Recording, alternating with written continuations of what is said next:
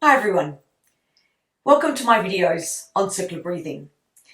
I decided to put these videos together to show how and why we circular breathe. Circular breathing is known to be played and used on didgeridoo. Didgeridoo players continue the sound consistently without a break in the sound. And if you play the didgeridoo, you have to be able to circular breathe, because the sound resonates through the didgeridoo consistently. Now, as a saxophone player or clarinet player, or if you're a brass player, any wind instruments, you can actually circular breathe also. Now, I wanted to circular breathe when I was studying contemporary repertoire, and I didn't want to break the sound. I found it would be much easier if I could actually circular breathe and not have to struggle to hold my breath through a phrase or a melody. And then once I became a composer, this was really useful for me, because I was able to create all these new sounds that I would not be able to create if I could not circular breathe. So, 10 steps to circular breathing. In this video, I'm going to show you the first 4 steps. And this is all without the saxophone. If you cannot circular breathe or understand the circular breath motion without the sax, you'll never be able to do it on the sax.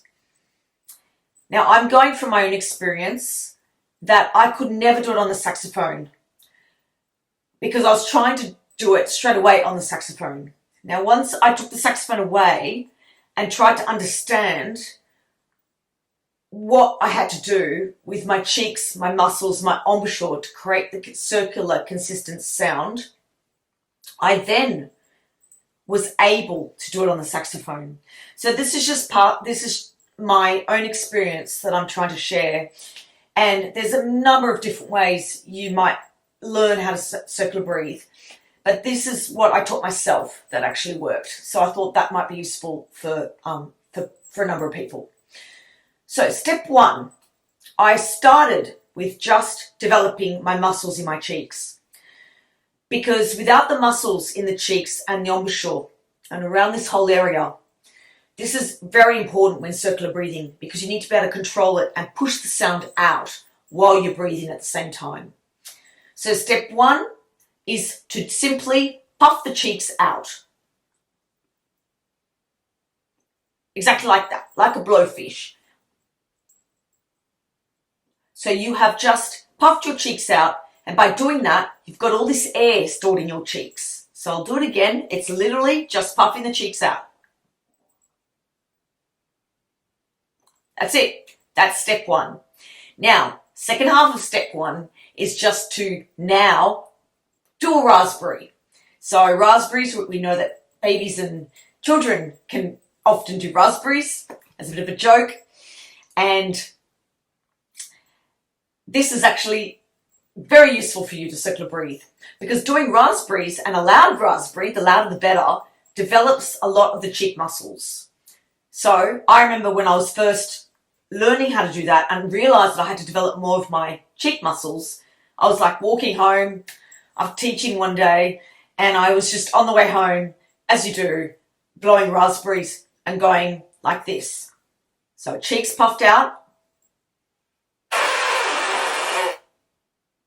And I was literally just practicing this as I was walking home from the station, or after having caught the bus home. Walking home, I was just walking along and going, obviously when no one was watching. So, because the more you do that, the more stronger you develop your muscles. And that's very important when you jump on the sax later and you'll actually have to blow the air out through the saxophone. So, step 1 is again blowing a raspberry. So, puffing the cheeks out. And what we're doing, we're just blowing hard the air out of our mouth. So, the more buzz you get, the more raspberry sound you get, is even better, okay? Because it means you're really working the muscles. So, I'll do it one more time, puffing the cheeks out. Like that. Okay? So it's not good just to go, that's not good. It's good to get the buzz with the sound in the raspberry. So, okay? And you can fill it with your lips, so you're really pushing the sound through. So, step 2 is simply just to puff the cheeks out. So you've just exhaled the air. Now you're going to learn how to inhale the air, which is the second part of doing the circular breath. So at the moment we've just exhaled the air, and now what we're going to do, we're going to learn how to get the strength to inhale the air. So the way that the inhaling the air works is puff the cheeks out, and we're going to sniff through our nose. Now we're not going to do anything with the cheeks yet. Just step 2 is just learning how to sniff in through the nose while the cheeks are puffed out. So step 2, puff the cheeks out and sniff through the nose hard. So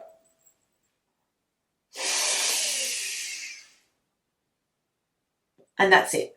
So you'll hear that the sniff sound that I had, but that's really, it's got to be very physical. Circular breathing is quite physical, and it really needs to be strong. So I'll do it again. So puff the cheeks out. This is step 2. And breathing in through the nose hard. That's it. Puff the cheeks out again.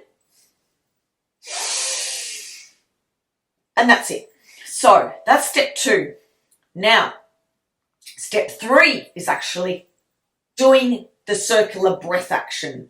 Now what that happens is that you're blowing out and you're breathing in at the same time.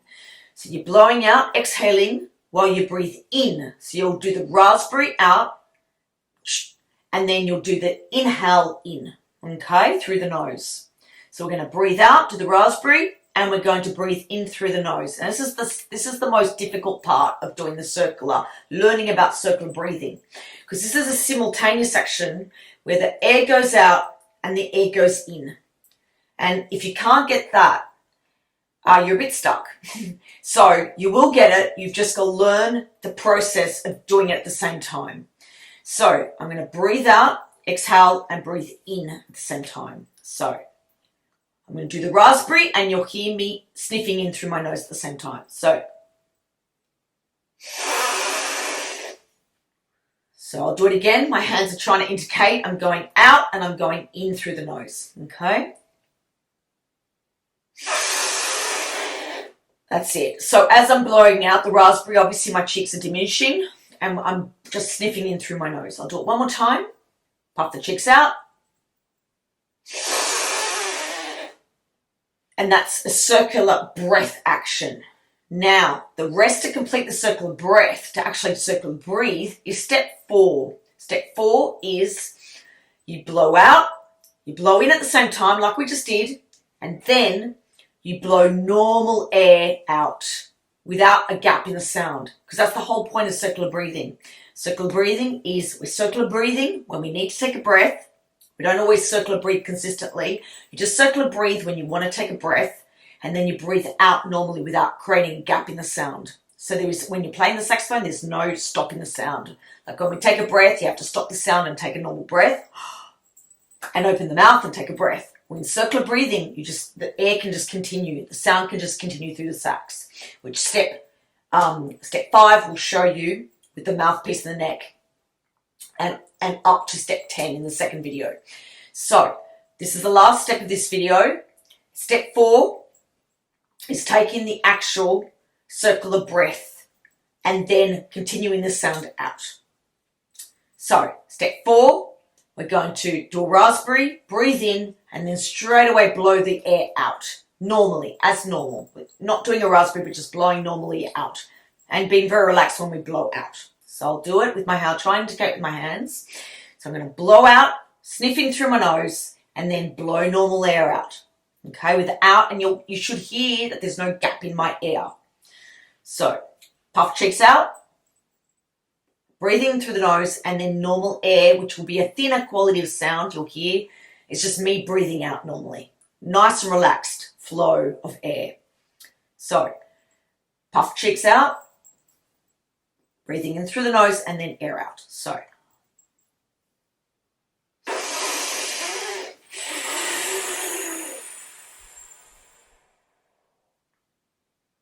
So I sort of created a bit of a wave in the sound there, just for you to hear my normal air coming out.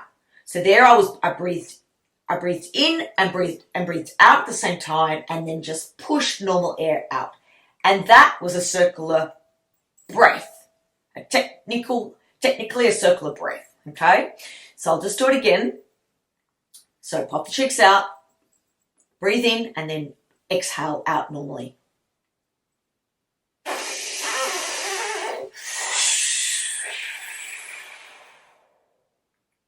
Okay, and that's all it is. That's circular breathing.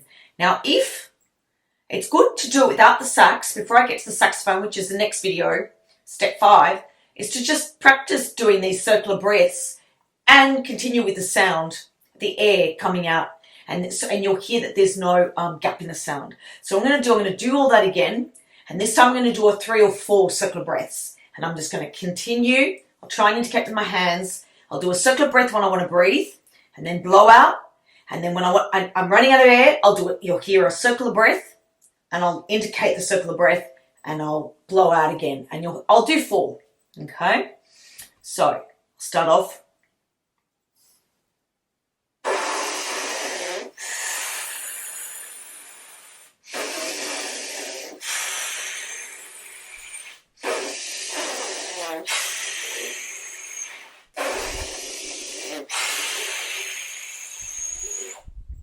And that's it. You just heard me circular breathe 4 times in a row. And circular breathing is not, you don't do it constantly. So it's just to replace a normal breath. But an important thing to know is circular breathing is you're taking a lot less air than a normal breath. So you'll have to take a circular breath more often. Otherwise you'll run out of air. You do run out of air more quickly. So now is the next step. Step 5 is to jump on. Grab your mouthpiece, grab your neck, and we're going to try it now in the second video with the mouthpiece and neck. Not the body of the saxophone yet. We're not there yet. But now that you can actually do the circular breathing, it means you're circular breathing. If you're doing what I'm doing, you're circular breathing. And now it's time for you to jump on the mouthpiece, grab the neck, and we're going to try just what we just did with that. See you in the second video.